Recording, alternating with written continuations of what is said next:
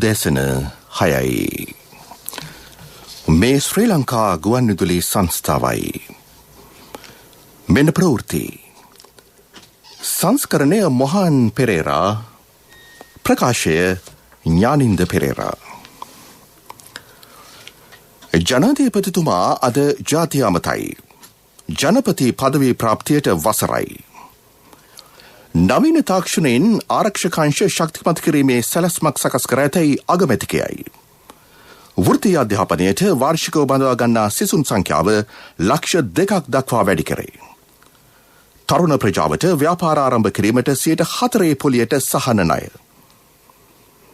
Covid හේතුවෙන් රටවල් 126ක සිටි විදේශගත ශ්‍රමිකයින් 45000ක් යලි මෙරටට ගෙන්වාගෙන අවසන්. ගෙවුණු පස්තරේදී මෙරටට වාහන ආනයනය කිරීමට එම කාලය තුළ ලබාගත් ණය ප්‍රමාණයෙන් 21%ක් වැය කර ඇති බව හෙළිවෙයි. මෙරට කොවිඩ් මරණ සංඛ්‍යාව 66ක් දක්වා ඉහළට. ඉන්දිය අගමැතිවරයා ඇමරිකාවේ නව ජනාධිපති ලෙස තීරණයපත් වී සිටින ජෝ බයිඩන් සමග සාකච්ඡාවක. වසර 2032 ඔලිම්පික් ක්‍රීඩාවල ඉලක්ක කර ගනිමින් පුහුණු කටයුතු සඳහා ක්‍රීඩා සංකීර්ණයක්. මේ ප්‍රවෘත්ති ප්‍රකාශය ශ්‍රී ලංකා ගුවන්විදුලි සංස්ථාවෙන්. ගෝඨාභය රාජපක්ෂ මැතිතුමා මෙරට 7 වෙනි විධායක ජනාධිපති ලෙස දිවුරුම් දී අදට වසරක් සපිරේ. 2019 නොවැම්බර් මාස පැවති ජනාධිපතිවරණයේදී ලක්ෂ 69කට වැඩි ඡන්ද සංඛ්‍යාවක් ලබා ගනිමින් විශිෂ්ට ජයග්‍රහණයක් එතුමා වාර්තා කළේය. ජනාධිපති ගෝඨාභය රාජපක්ෂ මැතිතුමා විශේෂ ප්‍රකාශයක් කිරීමට නියමිතව තිබේ. අද රාත්‍රී 8:30ට සියලුම රූපවාහිනී සහ ගුවන්විදුලි නාලිකා ඔස්සේ එය විකාශය කෙරේ. ජාතික ආරක්ෂාව තහවුරු කිරීම සඳහා ත්‍රිවිධ හමුදාවල රණවිරුවන්ගේ වෘත්තිමය කුසලතා වැඩි දියුණු කිරීමට හා නවීන තාක්ෂණ පහසුකම් ලබා දීමට මැදිකාලීන සැලැස්මක් සකස් කර ඇතැයි අගමැති මුදල් අමාත්‍ය මහින්ද රාජපක්ෂ මහතා පවසයි. 2021 අයවැය ප්‍රකාශය පාර්ලිමේන්තුවට ඉදිරිපත් කරමින් ඔහු ඊයේ මේ බව කිව්වේ. මද්‍රව්‍ය උවදුර පාලනය කිරීමට රට මද්‍රව්‍ය ජාවාරම්කරුන්ගේ තිප්පලක්වීමේ තර්ජනය මුල්නුවිටා දැමිය යුතුය. දීවර සම්පත් හා දීවර ප්‍රජාවට අවශ්‍ය ආරක්ෂක පහසුකම්ද එහිදී පුළුල් කරේ. එම සැලසුම් රාමුව වෙනුවෙන් රජය රුපියල් මිලියන 20,000ක අතිරේක ප්‍රතිපාදන ත්‍රිවිධ හමුදාවට වෙන් කරනු ලැබේ. එමෙන් ත්‍රිවිධ හමුදාව පොලිසිය හා සිවිල් ආරක්ෂක බලකාවල විශ්‍රාමික ආබාධිත හා මියගිය රණවිරුවන්ගේ පවුල්වල යැපෙන්නන් වෙනුවෙන් තවත් ව්‍යාපෘති රැසක් ක්‍රියාත්මක කරේ. ඒ වෙනුවෙන් රුපියල් මිලියන 750ක් වෙන් කරේ. මහජන ආරක්ෂාව තහවුරු වන පොලිස් සේවය ශක්තිමත් කිරීමටද රජය අවධානය යොමු කර ඇත. මහජන ආරක්ෂාවට හඳුනාගත් විවිධ වැඩසටහන් සඳහා රුපියල් මිලියන 2500ක අතිරේක ප්‍රතිපාදන සැලසේ.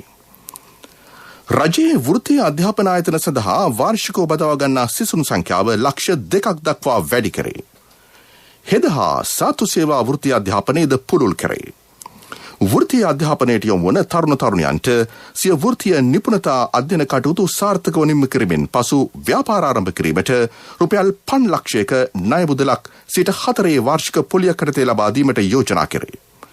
එම ණය පොලිය හා ණය වාරික ගෙවීමට වසරක සහන කාලයක්ද පිරිනැමේ.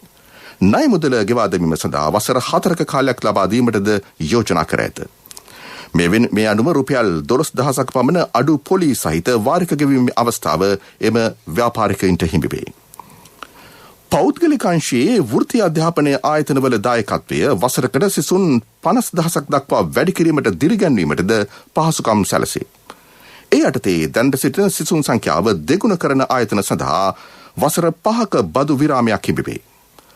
සැමට පානීය ජලය ලබා දීමේ වැඩපිළිවෙල පිළිබඳවද අගමැතිවරයා අදහස් දැක්විය. මේ රටේ සියලු දෙනාට පිරිසිදු පානීය සැපීම රජයේ ප්‍රමුඛ වගකීමක් ලෙස සැලකනවා. දැනට නල මාර්ගයෙන් පානීය ජල ලබා දෙනු ලබන්නේ ජනගහන 157ක ප්‍රමාණයකට. එම නිසා 2021 සිට 24 කාලය තුල සමස්ත රටේම පානීය ජලය ලබා දීම ඉලක්ක කරගෙන ප්‍රදා ජල ව්‍යාපෘති 1000 නිෂ්පාදන ධාරිතාව උපරිම කිරීමේ ප්‍රදා ව්‍යාපෘති 171ක් මෙන්ම නව ජල යෝජනා ක්‍රම හා කඩිනම් කර ඇත. ව්‍යාපෘති සඳහා රුපියල් ට්‍රිලියන රුපියල් බිලියන 1000 ආයෝජන සැලසුම් කර තිබෙනවා. කඩාවැටි ඇති සංචාරක ව්‍යාපාරය යළි ගොඩනැංවීමට විශේෂ සැලසුම් සකස් කර ඇත. එම කර්මාන්තය $1 බිලියන 10ක් මුවන ක්ෂේත්‍රයක් ලෙස දියුණු කළ යුතුය. මෙම කර්මාන්තය වෙනුවෙන් ශ්‍රී ලංකා මහා බැංකුවේ ප්‍රතිමූල්‍ය පහසුකම් යටතේ දෙනු ලැබූ සහන හා ණය අයකිරීම ලබන වසරේ සැප්තැම්බර් 30 වනදා දක්වා දීර්ඝ කිරීමටද යෝජනා කෙරුණි. මෙරට ලක්ෂ 15ක් පමණ විදේශ රැකියාවල නිරත වෙති. ඉදිරියේදී විදේශ රැකියාව වෙළඳපොළ විවිධාංගීකරණය කරේ.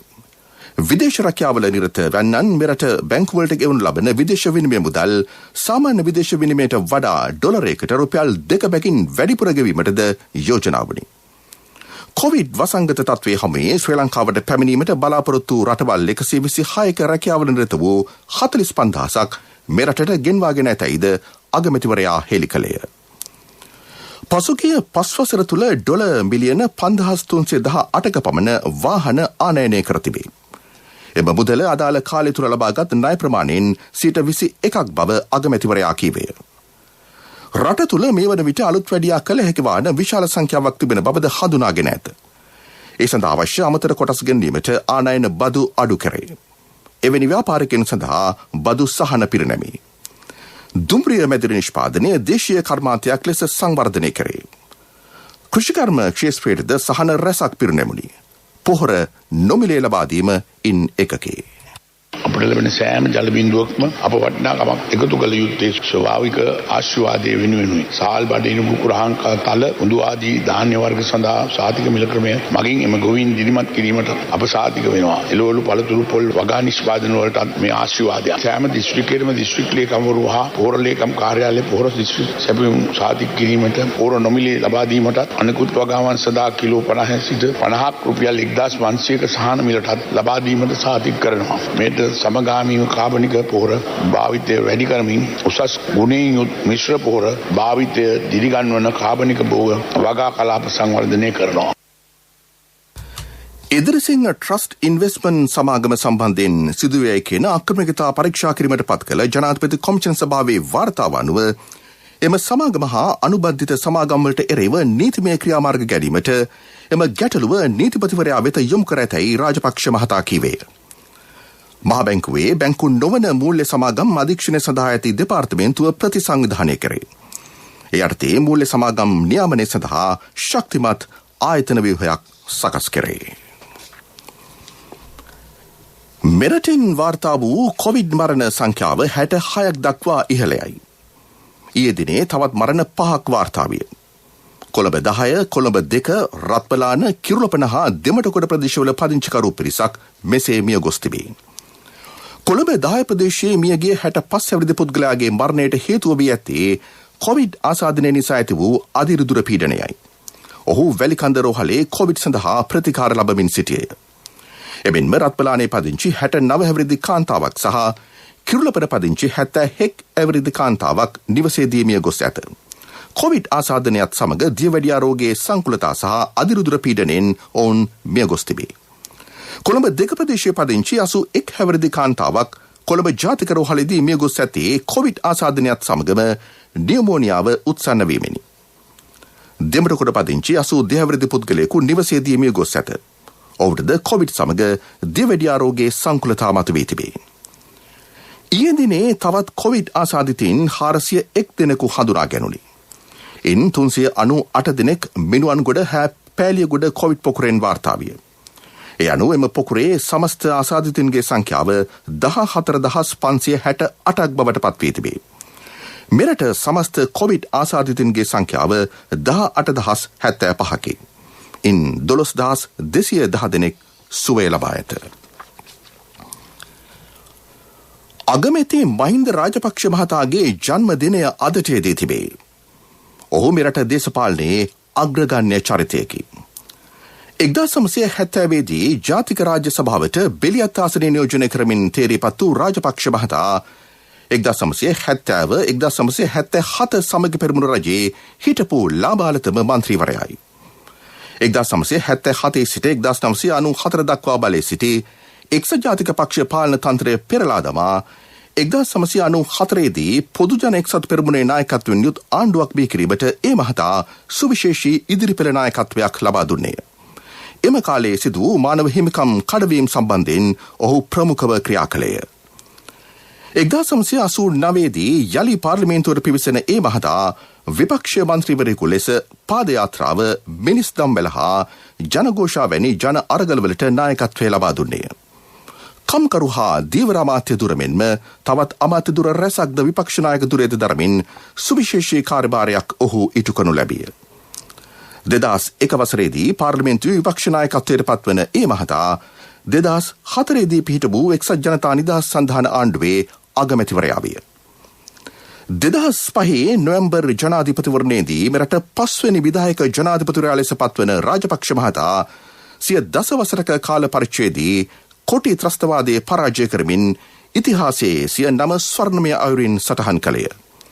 එම කාලය තුළ මෙරට සමාජ ආර්ථික දේශපාලන සංස්කෘතික හා ආගමික පුනර්ජීවන දශකයක් ලෙස සමාජ හා දේශපාලන විද්වත්තු හඳුන්වති. විශාල සංවර්ධනයක් රටේ ඇතිවිය. ජනාධිපතිවරණයේ පරාජයෙන් පසු ඉතා කෙටි කාලයකදී නව දේශපාලන ව්‍යාපාරයකට නායකත්වය දෙමින් එම දේශපාලන ව්‍යාපාරයේ මෙරට ශක්තිමත් මහා ප්‍රබලතම දේශපාලන පක්ෂය බවට ගොඩනැංවිය. ශ්‍රී ලංකා පොදු ජන පෙරමුණ කෙටි කාලයක් තුළ පැවති මැතිවරණ සියල්ලම ජයගනිමින් ජනතාවගේ බලාපොරොත්තු ඉහළ නැංවිය. අග්‍රමාත්‍ය දුරය කීපවරක්ම දැරූ මහින්ද රාජපක්ෂ මහතා ඉකුත් අගෝස්තු මාසයේ පැවති පාර්ලිමේන්තු මැතිවරණයෙන්ද ඉතා විශිෂ්ට ජයක් ලබා නැවත අගමැතිවරයා ලෙස පත්විය. මෙරට දේශපාලනයේ අඩසිය වසරක පාර්ලිමේන්තු දේශපාලන ඉතිහාසයකට උරුමකම් කියන ශ්‍රී ලංකාවේ 5 වන විධායක ජනාධිපති හා වත්මන් අගමැති මහින්ද රාජපක්ෂ මහතාට ශ්‍රී ලංකා ගුවන්විදුලි සංස්ථාව සුභාශිංසන පිරිනමයි. මේ ප්‍රවෘත්ති ප්‍රකාශය ශ්‍රී ලංකා ගුවන්විදුලි සංස්ථාවෙන්.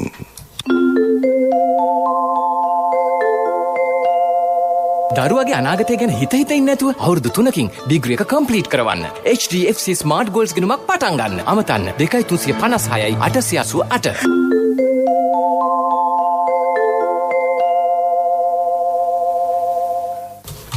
කැලණි දකුණ ඉවුර ජල සම්පාදන ව්‍යාපෘතියේ දෙවන අදියර ජනතා අයිතියට පැවරීම අද බියගම පට්ටිවලදී සිදු කරේ. මේ සඳහා රුපියල් මිලියන 30700ක් වැය කර ඇත. ප්‍රංශය මෙන්ම ශ්‍රී ලංකාව සඳහා අරමුදල් සපයා තිබේ. කොළඹ හා ගම්පා ප්‍රදේශවල ජනතාවගේ පානීය ජල අවශ්‍යතා සපුරාලීම මෙමගින් බලාපොරොත්තු වෙයි. කැලණිය පෑලියගොඩ බියගම කඳාන පමුණුගම කටුනායක කටාන මහර කඩවත රාගම වැලිසර ජායල ඒකල ප්‍රාදේශීය ලේකම් කොට්ටාශවල ග්‍රාම නිලධාරී වසම් 320ක් ආවරණය කරමින් නව ජල සම්බන්ධතා 1,20,000ක් ලබා දීමටද නියමිතයි. මේ පිළිබඳව කරුණු පැහැදිලි කරන ජාතික ජල සම්පාදන හා ජලාපහන මණ්ඩලයේ සභාපති නිශාන්ත රණතුංග මහතා. ගම්පහ දිස්ත්‍රික්කයේ ජනතාවට ජලය ලබා දීමේ ව්‍යාපෘතිය අපි පටන් ගන්නවා. කැලණි දකුණු උයුර කියලා තමයි හඳුන්වන්නේ. 2014 මහින්ද රාජපක්ෂ හිටපු ජනාධිපතිතුමා විසින් ආරම්භ කරපු ව්‍යාපෘතියක්. මේ තුලින් ලක්ෂ 2කට පමණ නව සැපයුම් ලබා දීමටත් ඒ වගේම දැනට ඉන්න ලක්ෂකමාරක් දෙකක් වගේ ග්‍රාහකයන්ට නොනවත්වන තව 24 කාලයක් තුළ ජලය ලබා දීමටත් මෙම ව්‍යාපෘතිය තුලින් අපිට ශක්තිය ලැබෙනවා. හොඳ පිරිසිදු ජල ලාගන්නේ හැකියාවක් ලැබෙනවා. මේක මිලියන 30000ක් පමණ මුදලක් ශ්‍රී ලංකා රජයෙන් වියදම් කරලා තියෙනවා. මහින්ද රාජපක්ෂ අග්‍රාමාත්‍යතුමා විසින් අද දිනේ විවෘත කිරීමට අපි අවශ්‍ය කටයුතු යොදා තිබෙනවා. අපවත් වී බදාළ ශ්‍රී ලංකා රාමඤ්ඤ මහනිකායේ මහානායක රාජකීය පඬිත අග්ගමහා පඬිත අතිපූජ්‍ය නාපානේ පේමසිරි මහානායක ස්වාමින් වහන්සේගේ ශ්‍රී දේහය පිළිබඳ ආදාහන පූජෝත්සවය ලබන ඉරිදා පස්වරු 2ට මහනුවර කුණ්ඩසාලේ SWRD බණ්ඩාරනායක ජාතික පාසල් ක්‍රීඩාංගණයේදී සිදු කරේ. උන්වහන්සේගේ ශ්‍රී දේහය මේ වන විට බැනිකින්න හුරිකඩුව විද්‍යාසාගර පිරිවෙන් විහාරස්ථානයේ තැන්පත් කර තිබේ. මේ සම්බන්ධයෙන් වූ ආදාහන කමිටුව ශ්‍රී ලංකා රාමඤ්ඤ මහනිකායේ අනුනායක පූජ්‍ය නැදගමේ විජය මෛත්‍රී ස්වාමීන් වහන්සේගේ ප්‍රධානත්වයෙන් බැනිකින්න හුරිකඩුව විද්‍යාසාගර පිරිවෙනේදී ඊයේ පස්වරුවේ රැස්වුණි. රාමඤ්ඤ මහනිකායේ 13 වෙනි මහානායක ස්වාමින් වහන්සේ ලෙස පත්ව සිටි අතිපූජ්‍ය නාපානේ පේමසිරි මහානායක ස්වාමින් වහන්සේ අපවත් වන විට 98 වන වියේ පසු වූහ. ආදාහන පූජෝත්සවයේ සජීවී තොරතුරු ගැනීමට ශ්‍රී ලංකා ගුවන්විදුලි සංස්ථාව සූදානමින් සිටේ. සිංහල ස්වදේශීය සේවය ඔස්සේ අද පෙරවරු 7 සිට 8 දක්වා ප්‍රචාරය වන සුභාරතී සංවාද වැඩසටහන අගමැති මහින්ද රාජපක්ෂ මහතාගේ 75 වන ජන්මදිනය නිමිති කොටගෙන සකස් කර ඇත. ජන හදවත් උණුසුම් කළ නායකත්වය මාතෘකාව යටතේ වැඩසටහන ගෙනෙනු ලැබේ. කොළඹ විශ්වවිද්‍යාලයේ සමාජ විද්‍යාංශයේ කතිකාචාර්ය ශ්‍රී ලංකා රක්ෂණ සංස්ථාවේ සභාපති ආචාර්ය ජගත් වැල්ලවත්ත හා ජාතික පුස්තකාල හා ප්‍රලේඛන සේවා මණ්ඩලයේ සභාපති සොනාල ගුණවර්ධන යන මහත්වරු ඊට සහභාගී වෙති. ඒ අතරම අගමැතිතුමාගේ ජන්මදින නිමිත්තෙන් ඉදිරි දින කිහිපයේදී තවත් වැඩසටහන් කිහිපයක්ම ගෙනීමට ජාතික ගුවන්විදුලිය සූදානමින් සිටී. අගමැති මහින්ද රාජපක්ෂ මහතාගේ ජන්මදිනය වෙනුවෙන් ජාතික ගුවන්විදුලියේ ස්වදේශීය සේවයේ වැඩසටහන් කිහිපයක්ම ප්‍රචාර කිරීමට සැලසුම් කර ඇත. අද පෙරවරු 6 සිට 7 දක්වා මහින්ද රාජපක්ෂ මහතා පිළිබඳව ලියවුණු ගීත සමුච්චයක් ප්‍රචාරය කරේ. 7 සිට 8 දක්වා සුභාරතී වැඩසටහන ඒ වෙනුවෙනි. පෙරවරු 8 සිට විශේෂ ධර්මානුශාසනාව පූජ්‍ය පරදුවේ ජිනරතන ස්වාමින් වහන්සේ පවත්වනු ලැබේ. පෙරවරු 10 සිට 11 දක්වා අගමැතිවරයාගේ දේශපාලන ජීවිතයට වසර 50ක් පිරීම නිමිත්තෙන් ඉදිරිපත් කරන විචිත්‍රාංග වැඩසටහනකි. එමෙන්ම පෙරවරු 11 සිට 12 දක්වා ජාතික ගුවන්විදුලියේ සංවර්ධන ඒකකයේ ඉදිරිපත් කරන විශේෂ ජන්මදින විචිත්‍රාංග වැඩසටහන ප්‍රචාරය කරේ. ප්‍රමුඛ පුවත මීළඟට. කොටුව පිට රත්මලාන ගල්කිස්ස දෙහිවල මාත්‍ය ඔය මැතින් ඉස්සරහට යන්නකො. මේ මල්ලික් යන්නේ ඉස්සරහට යන්නකෝ. ඉස්සරහටම යන්න කියලා දිරිගන්වන එකේ හැමදාම බස් එකේ යන්නේ නැතුව අවුරුදු 3කින් තමන්ගේම වාහනයක යන්න. HDFC Smart Goals ගිණුමක් පටන් ගන්න. අමතන්න 2356යි 888. මාව ඉස්සරහ HDFC ගාව වසනවල්ලි. HDFC Smart Goals. ලොකු ටාගට් පොඩි කාලෙකින්. ප්‍රමුඛ පුවත ඔබ වෙත ගෙනෙන්නේ සිද්ධාලේප ලක්වියාව. දේශීය නිෂ්පාදන වැඩිදියුණු කිරීමේ පුළුල් වැඩසටහනක් මෙවර අයවැයෙන් හඳුන්වා දී ඇතැයි ඇමති කෙහෙලි රඹුක්වැල්ල මහතා පවසයි. විශේෂයෙන් ආහාර ද්‍රව්‍ය දේශීය වශයෙන් නිෂ්පාදනය කිරීමට පහසුකම් සලසා ඇත. කොවිඩ් වැනි වසංගත තත්ත්වයක් හමුවේ ලෝක ප්‍රජාවටම අර්බුද මත වී තිබේ. එවැනි තත්ත්වයක් හමුවේ මෙරට ආර්ථික සංවර්ධන ඉලක්ක සපුරා ගැනීමට මෙවර අයවැය හේතුවන බව ඇමතිවරයා කියයි.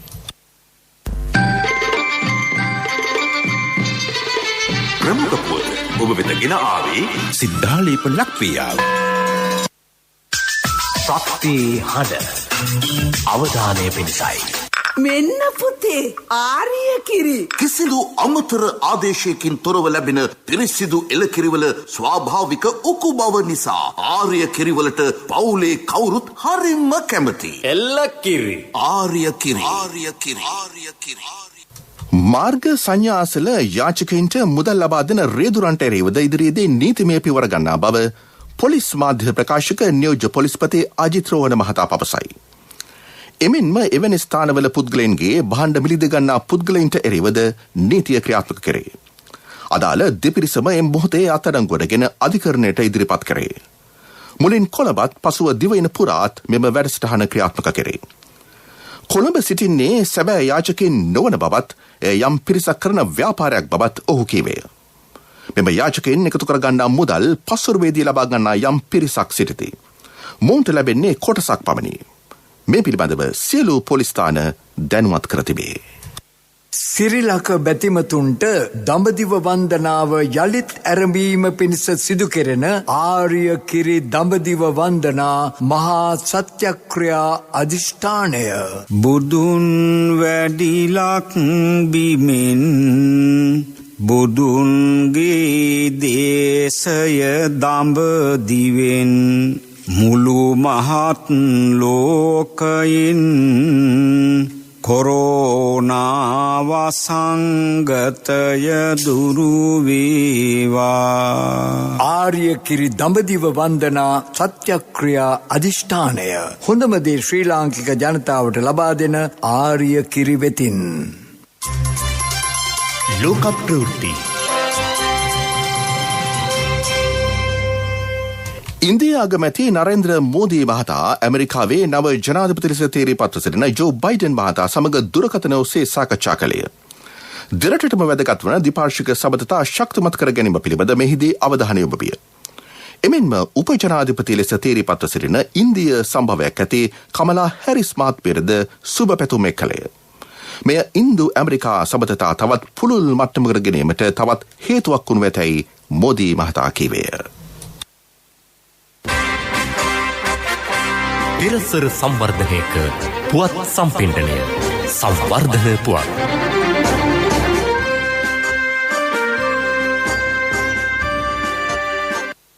මහකන්නේ අස්වැන්න නෙලා ගැනීමෙන් පසු දිස්ත්‍රික් 11ක කුඩා හා මධ්‍ය පරිමාණ වැව් ප්‍රතිසංස්කරණය කරේ. එමෙන්ම උමාවය බහුවිධ වාරිමාර්ග යෝජනා ක්‍රමය ආශ්‍රිත ජලාශ හා ජලවිදුලි බලාගාර කඩිනමින් නිම කරේ. මොරගාකන්ද කළුගඟ ආශ්‍රිත වාරිමාර්ග පද්ධතියද පුළුල් කරනු ලැබේ. හුරුළු වැව යෝජනා ක්‍රමය මගින් උතුරු මැද හා වයඹ පළාත්වල වාරි පහසුකම් වැඩි දියුණු කරේ. ගෙන් නිල්වලා සහ මල්වතුව ඇතුළු ප්‍රධාන ජල යෝජනා ක්‍රමද කඩිනමින් අවසන් කරේ. ක්‍රීඩා පුවත්. ක්‍රීඩා සංවර්ධනය ජාතික ආයෝජනයක් ලෙස රජය සලකන බව අගමැති මහින්ද රාජපක්ෂ මහතා පවසයි. වසර 2032 ඔලිම්පික් ක්‍රීඩාවල ඉලක්ක කරගනිමින් ක්‍රීඩා සංකීර්ණයක් නිර්මාණය කරේ. ජාත්‍යන්තර ක්‍රීඩා සඳහා කාන්තා සහභාගීත්වය පුළුල් කරන බවද ඔහු කියයි. කුරුණෑගල යාපනය ටොරින්ටන් බෝගම්බර හා දියගම ක්‍රීඩාංගණවල කෘත්‍රිම ධාවන පත ඉදිකරේ.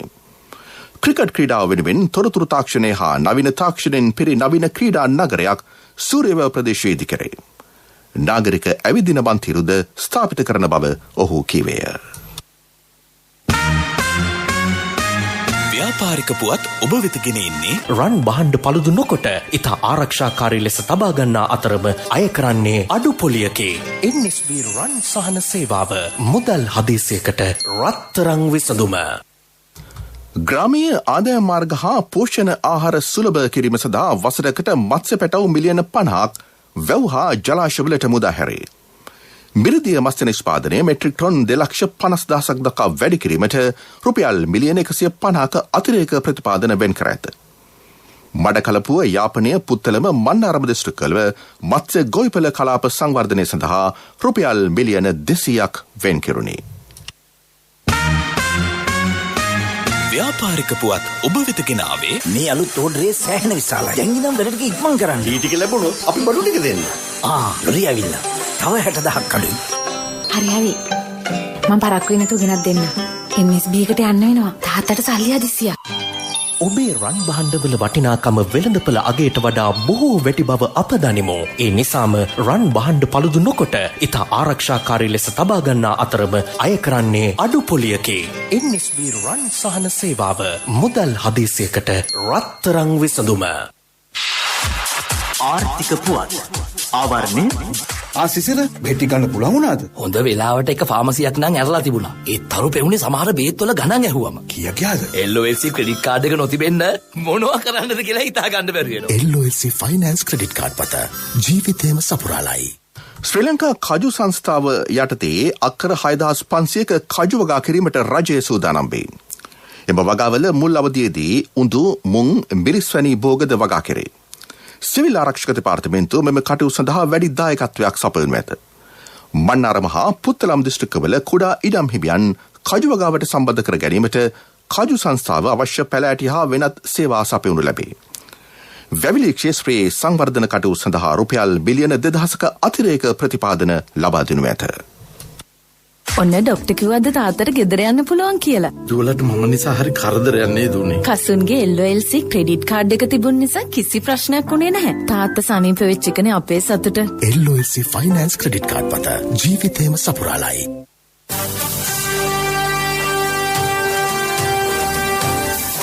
කාලගුණ වාර්තාව. දිවයිනේ උතුරු මැද සහ නැගෙනහිර පළාත්වල වැසි හෝ ගිගුරුම් සහිත වැසි ඇතිවිය හැකි බව කාලගුණ විද්‍යා දෙපාර්තමේන්තුව නිවේදනය කරයි. ගිගුරුම් සහිත වැසි සමග ඇතිවිය හැකි තාවකාලිකව තද සුළං වලින් සහ අකුණු මගින් සිදුවන අනතුරු අවම කර ගැනීමට අවශ්‍ය පියවර ගන්නා ලෙස එම දෙපාර්තමේන්තුව ජනතාවගෙන් ඉල්ලීමක් කරයි.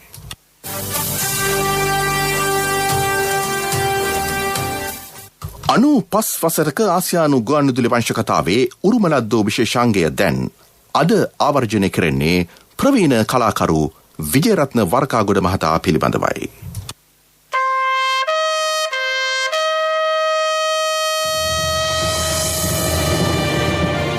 අනුපස් වසරක අභිමාන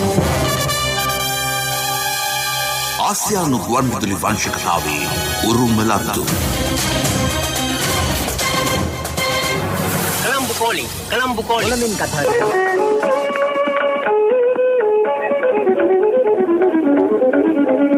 එක්දහස් 964 මාර්තු 12 වනදා සිට මේ දක්වා දිගහැරෙන මුවන් පැලස්ස ගුවන් විදුලි නාට්‍යයේ කෝරළේ මහත්තයා ඔහුය. ඒක එහෙම යන්ට හිතානේ ඉන්නවා නම් ඒිට කලියෙන් ඇවිදින්න මාව හදි ගහෙන්න කියාපන්. 1933 නොවැම්බර් 21 වන දින කුරුණෑගල දිස්ත්‍රික්කයේ උපන් ඔහු විජේරත්න බණ්ඩා වරකාගොඩය. පියා පොලිස් නිලධාරියෙකි. කුරුණෑගල ශාන්තානා විද්‍යාලයෙන් ප්‍රාථමික අධ්‍යාපනය හදාරා පසුව ආනන්ද විද්‍යාලයට ඇතුළත් විය. ඔහු දක්ෂ මළල ක්‍රීඩකයෙක් විය. මීටර 5800 ඔහු දස්කම් දැක්වූ තරග සව්විය. පාසල් වියේ සිටම ඔහු දක්ෂ ගායකයෙක්. මම ප්‍රසිද්ධ කලාවට යොමු වුණේ ගුවන් විදුලි ගායකයෙක් හැටියට ඉස්සෙල්ලාම. ඒ 1960 වර්ෂයේ. විදුහල්ට සමුදුන් විජේරත්න වරකාගොඩ වෘත්තීය වශයෙන් තෝරාගන්නේ පොලිසියයි. වසර 8ක් ඔහු උප පොලිස් පරීක්ෂකවරයෙක් වශයෙන් සේවය කර ඇත. SWRD බණ්ඩාරනායක ඝාතනයේ පරීක්ෂණ සඳහාද වරකාගොඩ මහතා සම්බන්ධ විය. 1960 වර්ෂයේදී ගුවන් විදුලි සරලගී පරීක්ෂණයෙන් වරකාගොඩ ඒ ශ්‍රේණියේ ගායකයෙක් ලෙස සමත් වේ. සරලගී ගායකින් තේරීමේ පරීක්ෂණයට ඉදිරිපත් වුණා ගුවන් විදුලි සේවයේ. ඒ පරීක්ෂණයෙන් මාව තෝරාගත්තා ඒ ශ්‍රේණියේ සරලගී ගායකයෙක් හැටියට 1960 වර්ෂයේ. ඉරුපායනවා 1962 දී රොබින් තම්පෝගේ ආරාධනෙන් විජේරත්න වරකාගොඩ සිනමාවට පිවිසේ. ඉරුපායනවා මල් පිබිදෙනවා කුරුළු රැන්නෙනවා. 1963 දී අජාසත් නාට්‍ය හරහා ඔහු වේදිකාවට ගොඩ වෙයි. උණුවටේ කතාව කුවේනි මල්මේ සිංහබාහු වැනි වේදිකා නිර්මාණ ඔස්සේද සිටුගෙදර සිවුදිය දහර සූරිය දරුවෝ සුද්දිලාගේ කතාව වැනි රූපවාහිනී ටෙලිනාට්‍ය හරහාද ගම්පෙරළිය සීතල වතුර ගොළු හදවත මුවන් පැලැස්ස වැනි දැවැන්ත සිනමා නිර්මාණ ඔස්සේද විජේරත්න වරකාගොඩ ප්‍රේක්ෂකයන්ට ඉතා සමීප විය. දැන් කීයද වෙලා? 8:05. මෙච්චර රැ වෙනකල් දෙන්නත් එක කොහෙද ගියේ? කොහෙද ගියේ? මීරි සීනයක දැවතුන මීරි ගීතයක් වාගේ ඔබ මට මතකයි. ඔහු අපූරු ගායකයෙකි. නිර්ව්‍යාජ හඬින් ගැයූ ගී 40ක් වද සැනකින් ඒවා අසන්නන් ආකර්ෂණය කරගත්තේය. රංග හල දැන් නැත අද අඳුරේ අපි දෙදෙනා පෙම්පිලි සඳරේ. විජේරත්න වරකාගොඩ ආසියානු ගුවන් විදුලි වංශ කතාවේ නොමැකෙන චරිතයකි. Colombo calling. Olamin කතා කරමි. 95 වසරක අභිමාන. උදැසන ප්‍රධාන ප්‍රවෘත්ති ප්‍රකාශයේ සිරස්තල දැන්වෙන්න යළිත්. ජනාධිපතිතුමා අද ජාතිය අමතයි. ජනපති පදවී ප්‍රාප්තියට වසරයි. නවීන තාක්ෂණයෙන් ආරක්ෂකාංශ ශක්තිමත් කිරීමේ සැලැස්මක් සකස් කර ඇතැයි අගමැතිකයයි. වෘත්තීය අධ්‍යාපනයට වාර්ෂිකව බඳවා ගන්නා සිසුන් සංඛ්‍යාව ලක්ෂ 2ක් දක්වා වැඩි කරේ. තරුණ ප්‍රජාවට ව්‍යාපාර ආරම්භ කිරීමට 4% පොලියට සහන ණය. කොවිඩ් හේතුවෙන් රටවල් 126ක සිට විදේශගත ශ්‍රමිකයින් 45000ක් යලි මෙරටට ගෙන්වාගෙන අවසන්.